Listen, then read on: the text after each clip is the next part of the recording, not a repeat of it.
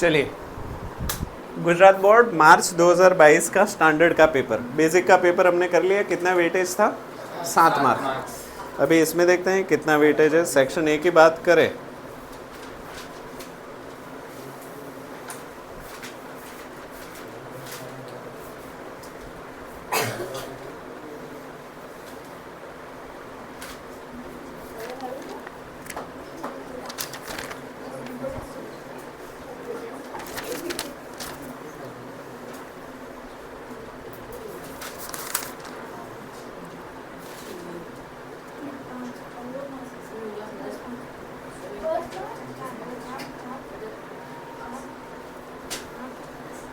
ये पहला ऐसा पेपर मुझे मिला जिसमें सेक्शन ए में एरिया रिलेटेड टू, हाँ सेक्शन बी में 4 है। 4 क्वेश्चन। सेक्शन ए में कोई भी नहीं है।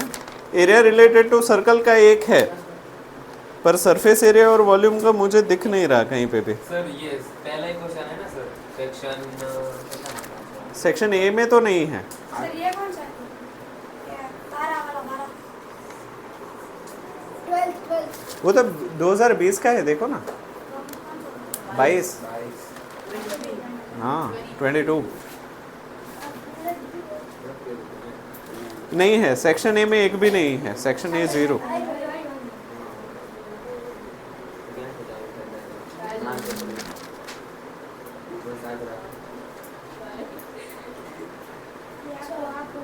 सेक्शन बी में भी नहीं है इसमें।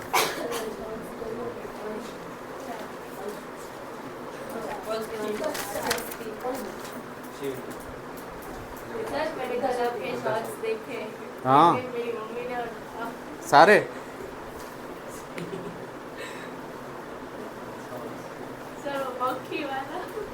हाँ, मक्खी वाला तो अच्छा है। अच्छा है, बहुत अच्छा है। चलो 44 एक है।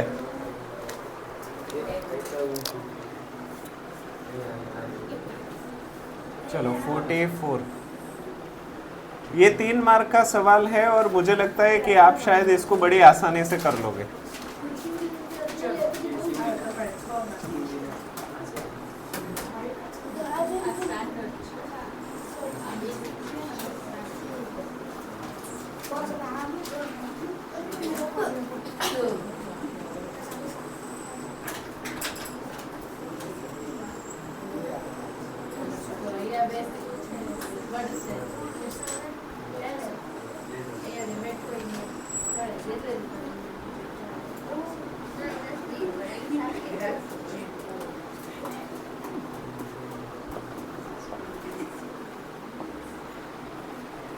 ए बी सी डी। अच्छा, ए बी सी डी ना एक स्क्वायर है।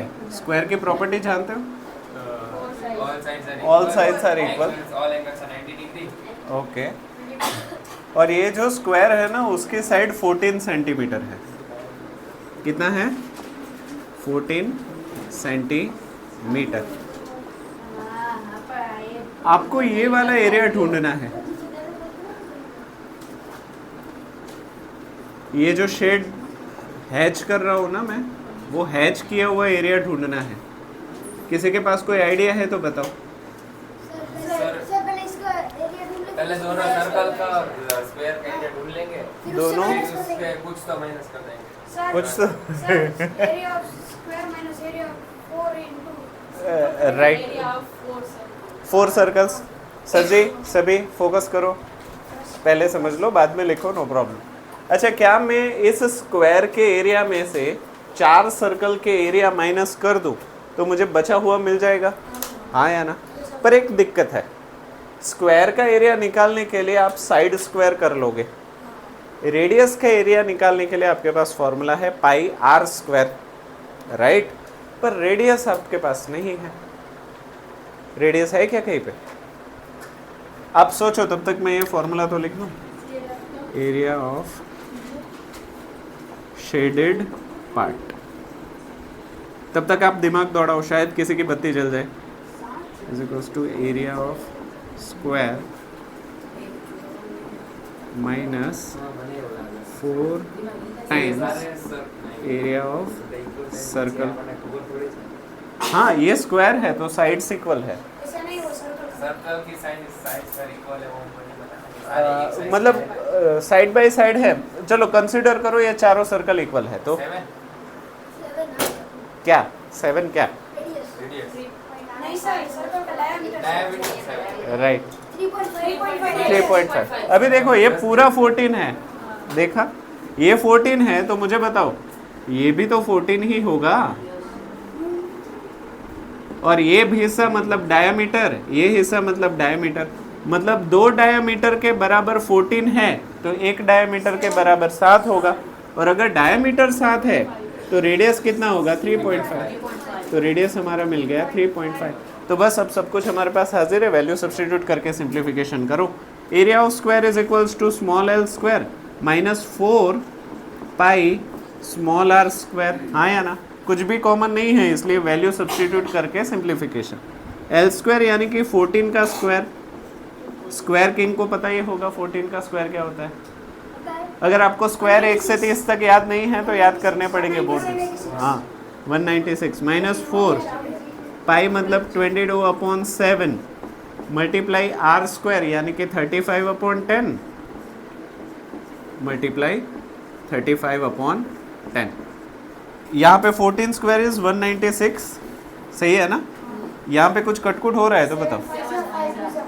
7 5 5 2 2, हाँ यहाँ पे करो या यहाँ पे दोनों चलेगा। 2 2 फिर 2 5 और 5 7 और कहीं पे कुछ बच नहीं रहा।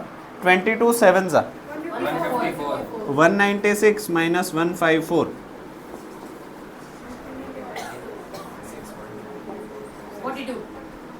42 क्या सेंटीमीटर का स्क्वायर, जो कि है आपका। कुछ ना समझ में आया हो तो बताओ। सही है, ठीक है। और देखते हैं और बहुत सा है क्या क्या हुआ।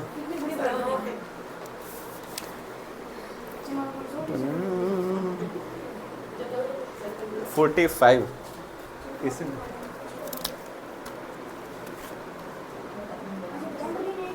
45 ये भी 3 मार्क्स का है।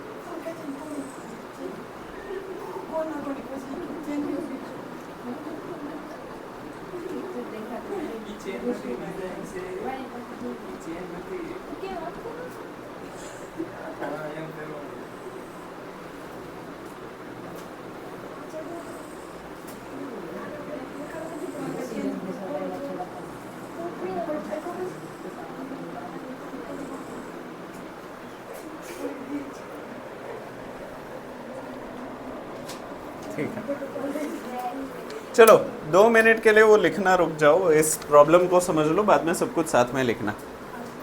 क्वेश्चन नंबर 45 3 मार्क्स के लिए सवाल है, बट हॉट है, गर्मा गर्म सवाल है, मज़ा आएगा। हाँ अभी देखो हमारे पास एक 7 मीटर डायामीटर का, कितना, हाँ 7 मीटर के डायामीटर का हम कुआं खोद रहे हैं। 7 मीटर डायामीटर का हम कुआं खोद रहे हैं।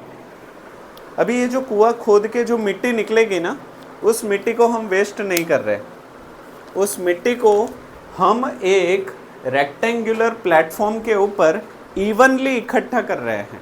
अगर मैं रेक्टेंगुलर प्लेटफॉर्म के ऊपर मिट्टी को इवनली स्प्रेड करता जाऊं तो ये जब हाइट पकड़ेगा तब ये कौन सा शेप हो जाएगा। आप लोग कभी गांव गए हो तो ગુજરાતીમાં છાણાથી લીપેલું તમે જોયું છે? હા तो वो जब करते हैं तब ज़मीन ऊंची होती जाती है। क्यों? क्योंकि वो layer by layer evenly distribute होता है। अभी तुम मुझे बताओ कि अगर रेक्टेंगल शेप के ऊपर मैं इसमें से जो भी मिट्टी निकल रही है उसको इवनली स्प्रेड करता जाऊं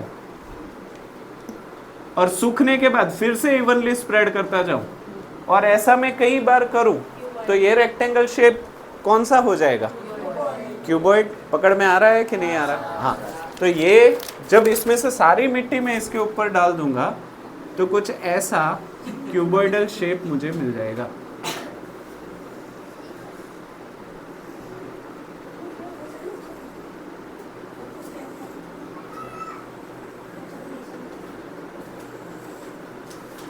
कुछ पल्ले पड़ा?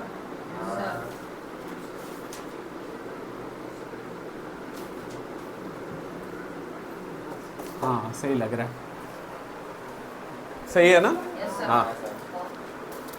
अभी ये जो प्लेटफॉर्म है उसका बेस था 22 मीटर और 14 मीटर, 22 मीटर एंड 14 मीटर इसका बेस था। तो बताइए कि ये जो प्लेटफॉर्म बनेगा उसकी हाइट कितनी होगी? h is equals to dash. Help कर सकते हो कुछ? अच्छा, ये कुआं है, कुएं की गहराई 20 मीटर है, वो लिखना रह गया। ये जो कुआं है वो 20 मीटर गहरा खोदा है, 20 मीटर। कैसन करे? कोई आइडिया? अच्छा, इसको खोद के इसको भर रहे हैं तो ये किसका केस हुआ? वॉल्यूम का केस हुआ। अच्छा, जितनी मिट्टी निकल रही है उतनी ही मिट्टी इसमें जाएगी, मतलब दोनों के वॉल्यूम सेम होंगे। तो क्या मैं ऐसे लिखूं कि वॉल्यूम ऑफ कुआ is equals to volume of platform? सही है? वेल ही है ना? हाँ, वेल ही है। तो क्या मैं ऐसे लिखूं volume of well is equals to volume of platform? सही है। अच्छा, कुएं की वॉल्यूम कितना हो जाएगा? क्योंकि कुआं कौन से शेप का है? सिलेंडर ना। तो सिलेंडर का वॉल्यूम क्या होता है? पाई आर स्क्वायर एच। तो मैं यहाँ पे लिख देता हूँ पाई आर स्क्वायर। अच्छा, इसको अगर मैं कैपिटल एच लूँ तो इसको स्मॉल एच लूँ तो चलेगा? ठीक है, ताकि दोनों तरफ वो कन्फ्यूजन ना हो। यहाँ पे रेडियस है, वहाँ पे रेडियस नहीं है, तो उसकी दिक्कत नहीं है, बट हाइट का दिक्कत था। तो यहाँ पे मैं ले लेता हूँ capital H is equals to volume of platform L into B into small H. ठीक है, अभी हमें ढूंढना क्या है? किसकी? अच्छा, मतलब ये ढूंढना है तो इसको मैं इधर ले लूँ, इसको मैं इधर ले लूँ तो चलेगा? Side change. तो क्या मैं ऐसे लिखूँ L into B into H is equals to pi R square capital H. अच्छा, यहाँ पे कैपिटल आर नहीं लिखना चाहिए, सर स्मॉल आर। सही है। मुझे ढूंढना क्या है क्रिश? हाइट। तो इन दोनों को मैं सामने भेज दूँ तो चलेगा? So small H is equals to what? Pi R square capital H upon small L into small B. अभी वैल्यू सब्सटीट्यूट करवा दो। चलो, पाई की value 22 upon 7 multiply R square, small R square, 3.5 यानी कि 35 10 35 10 35 10 35 10। चलो, आर स्क्वायर हो गया, कैपिटल एच 20 मीटर। अच्छा, तो ये मीटर, ये सब कुछ मीटर में ही है ना? हाँ, मैं वही देख रहा था।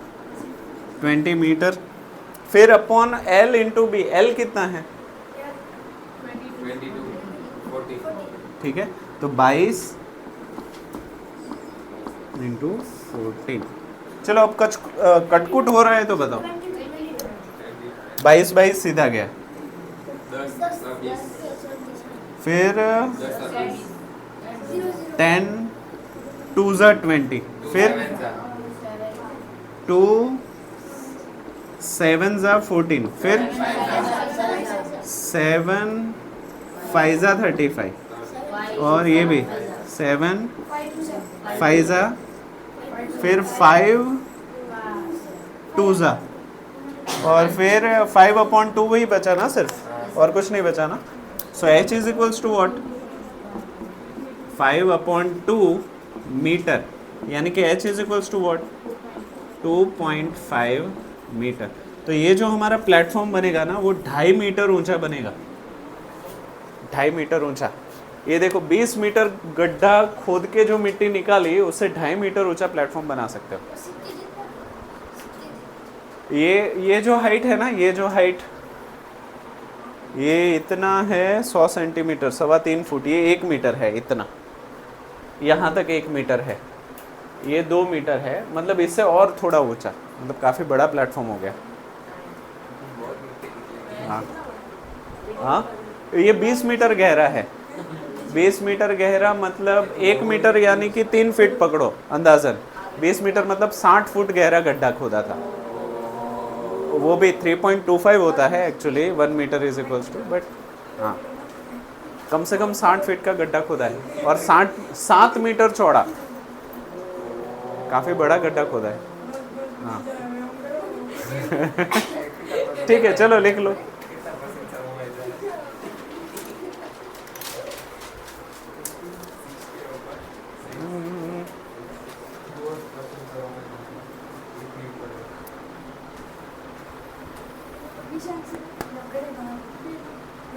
अच्छा ये वाला रब कर दो लेफ्ट साइड. हाँ लिख रहे हो, लिखा हुआ है.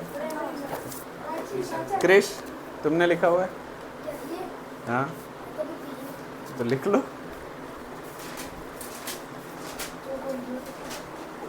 वो करके बैठा है सब कुछ, 2-3 बार लिखा है उसने.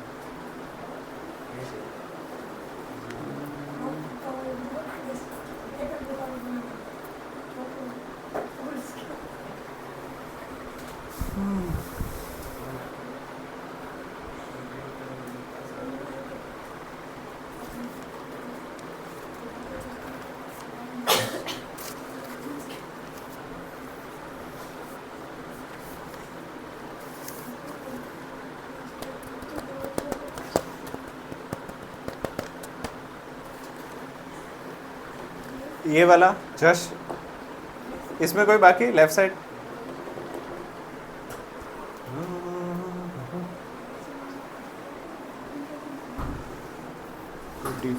तीन मार्क 55.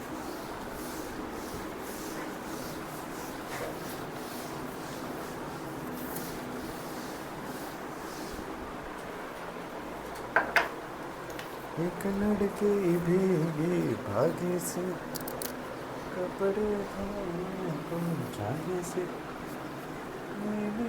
जनबी से कोई आगे न पीछे, तुम भी कहो ये कोई बात है.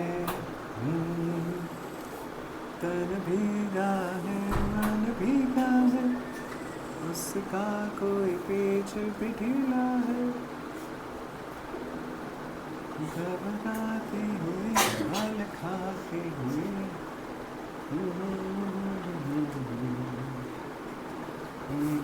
अजनबी से कोई आगे न पीछे, तुम भी कहो ये कोई बात है.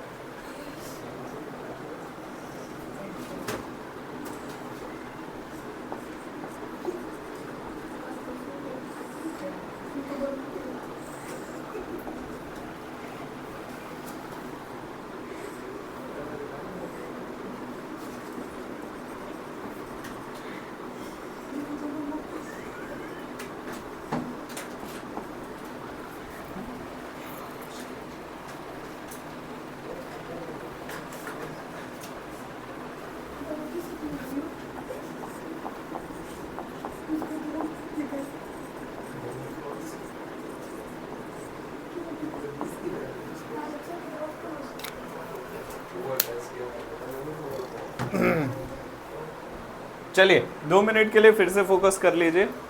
हमारे पास आप लोगों ने कैप्सूल खाई है कभी? वो डॉक्टर दवाई में देता था। हाँ हाँ, तो ऐसी ही एक कैप्सूल की बात कर रहे हैं जिसकी लंबाई 14 mm है। 14 mm माने कितनी?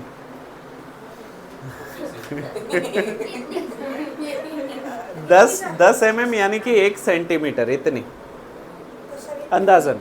आपका जो ये फर्स्ट पार्ट है ना उंगली का, वो अंदाजन 1 सेंटीमीटर के आसपास होता है। हाँ, तो इतनी कैप्सूल है शायद 14 mm मतलब। हाँ, तो इतनी कैप्सूल है, और कैप्सूल आपने देखे है ना, तो उसके दोनों छोर जो होते हैं वो हेमिस्फेरिकल शेप के होते हैं ऐसे। और ये जो कैप्सूल है उसकी टोटल लंबाई 14 मिलीमीटर है, 14 मिलीमीटर, और इसका जो साइड का डायमीटर है वो 5 मिलीमीटर है। तो आपको ये बताना है कि इस कैप्सूल का टोटल सरफेस एरिया कितना होगा। कैसे करें? कैप्सूल का टोटल सरफेस एरिया कैसे निकलेगा? सर बीच में रेक्टेंगल दिख रहा है, बीच में सिलेंडर दिख रहा है। हाँ, बीच में सिलेंडर दिख रहा है, तो सिलेंडर का count surface area plus 2 hemisphere का भी ले सकते हो, या तो एक स्फीयर भी लिख सकते हो, जैसे तुम्हें कन्वीनियंट पड़े। राइट। तो यहाँ पे चलो, ये तो चीज़ें बाद में हम वो फार्मूला लिख के सब्स्टिट्यूशन के बाद सोचेंगे। अभी मुझे फार्मूला बनवाओ, क्या लिखूँ मैं? Count surface area of what? ये बीच वाला पार्ट गोलाकार, तो यहाँ पे लिख दूंगा cylinder plus 2 multiply curved surface area of hemisphere. ऐसे लिखोगे या 1 स्फीयर लिखोगे तो भी टीचर समझ जाएगा, प्रॉब्लम नहीं है। चलो, curved surface area of cylinder क्या होता है? Curved surface area of cylinder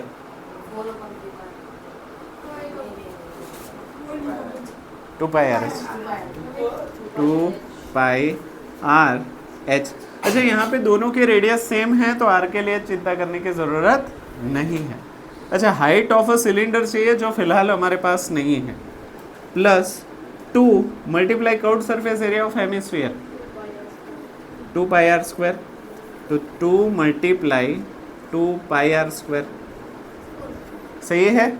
चलो, यहाँ पे वैल्यू सब्स्टिट्यूट मुझे करवाओ। 2 का 2, पाई का 22/7, रेडियस कितना है? देखो, ये पूरा अगर 5 है तो आधा कितना हो जाएगा?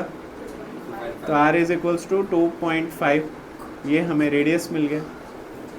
तो यहाँ पे मैं लिख देता हूँ 25/10, तो 2 पाई r multiply h, height of a cylinder, मतलब सिर्फ इतना चाहिए हमें। Very nice. तो सर 9 हाँ, राइट।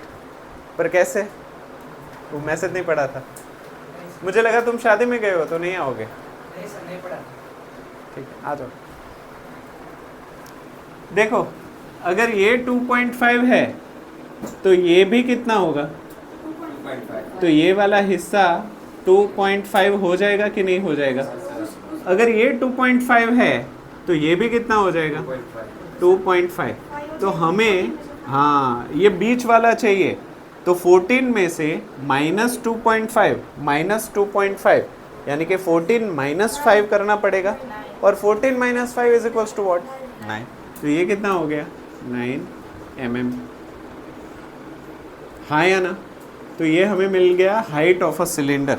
तो 2 pi R H multiply 9 plus, अच्छा, इसको एक ब्रैकेट में लिखना ज़्यादा सही होगा ताकि कन्फ्यूजन ना हो, और इसको दूसरे ब्रैकेट में लिखो 2 2 ज़ा 4 पाई, यानी कि इसको मुझे वो कॉमन निकालना चाहिए था, बाद में सब्स्टिट्यूशन करना चाहिए था। मैं खामखा क्यों इतना टेंशन बढ़ा रहा हूँ, मेरा और आपका दोनों का। अच्छा, ऐसा क्या है जो दोनों में कॉमन है?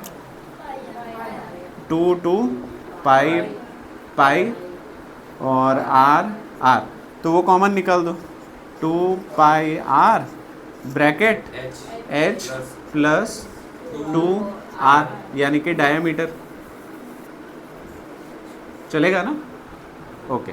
अभी 2 इंटू 22/7 मल्टीप्लाई रेडियस यानी कि 25/10, ब्रैकेट में h यानी कि 9 प्लस d यानी कि 5। सही है?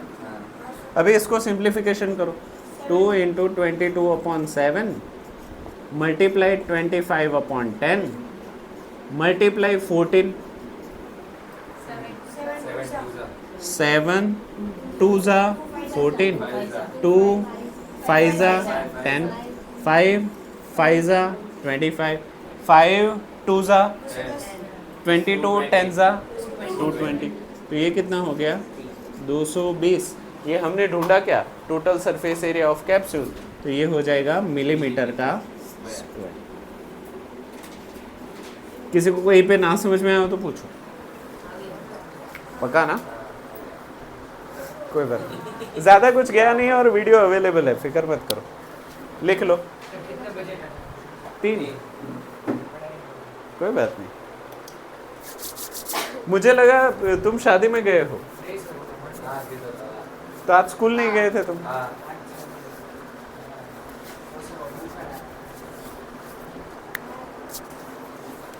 तुम आज स्कूल नहीं गए पता हुआ क्या क्या हो गया आज स्कूल में हाँ स्कूल में पुलिस आ गई थी तुम्हारे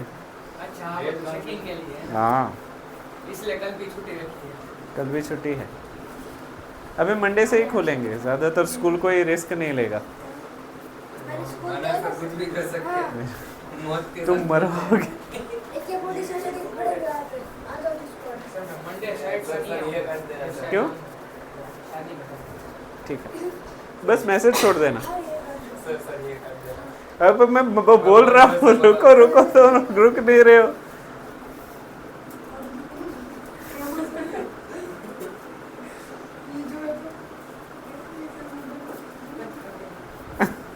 क्या ज्यादा से ज्यादा निकाल देंगे और क्या करेंगे। वो वाला रब कर दो उस तरफ वाला उस तरफ अरे मंजी कुछ नहीं सर, आपका नाम आ जाएगा, कुछ नहीं। तेरा नाम जिया साथी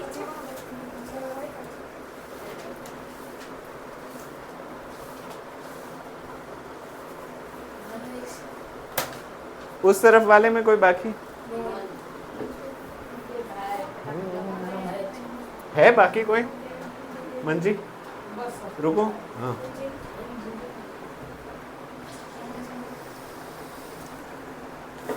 मेरे अजनबी से कोई आगे न पीछे तुम ही कहो ये कोई बात है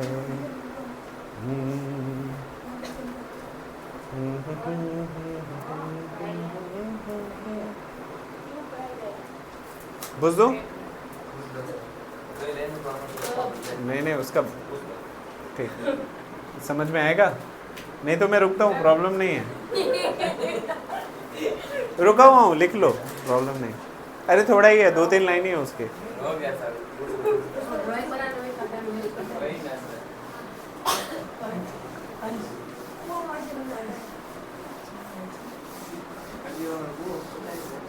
इनके सबर रह भी जाए तो वीडियो में से देख लो ऐसे करो ऐसे कभी पर उसके लिए अलग से टाइम देना पड़ता है अलग से कौन दे वापस से टाइम वो सर यूट्यूब खोलते हैं तो शॉर्ट्स स्क्रॉल हो जाते हैं हाँ फिर बंद हो जाता है आइला 1 घंटा हो गया मैंने वो एक रील देखी थी एक दोस्त है वो हंस के अपने दोस्त को रील दिखाता है वो उसका दोस्त पड़ा हुआ होता है थोड़ा एम्बुलेंस को बुलाने के लिए फोन निकाला था ऐसे मेरे भी होता है मैं कुछ काम के लिए मोबाइल निकालता हूँ बाद में 1 घंटे के बाद अरे यार हाँ दिमाग खराब कर दिया है मोबाइल ने ए तुम लोग हिसाब रख रहे हो कितने मार्क्स है ये 3 मार्क्स का था हाँ पर मुझे लास्ट में बताना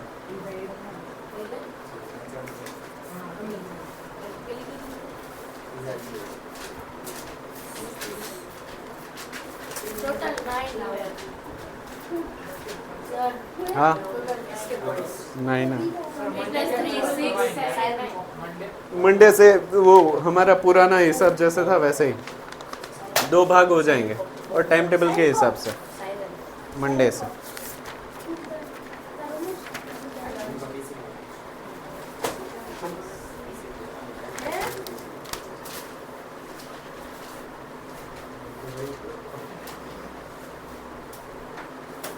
अच्छा इसमें एक सवाल है बट वो आपके सिलेबस में से कट गया है तो उसको मैं नहीं ले रहा।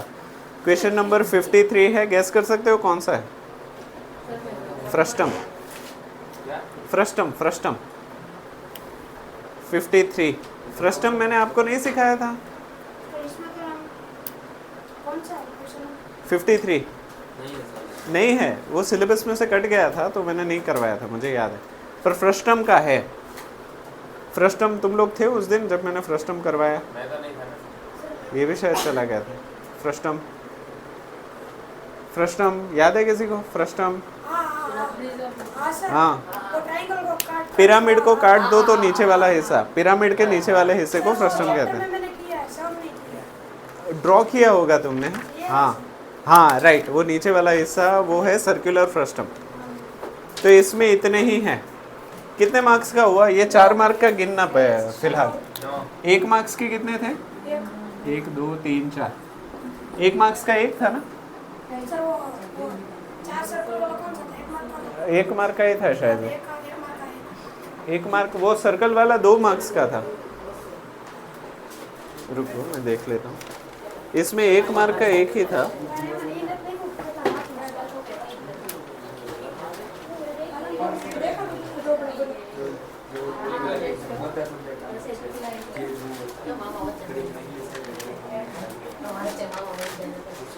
नहीं ये 3 मार्क वाले, 3 मार्क वाले 3 और 4 मार्क वाले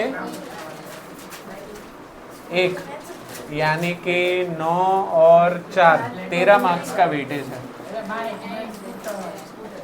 13 मार्क्स का वेटेज था इसमें। हाँ चलो अभी वो रिपीटर वाला ले लेते हैं।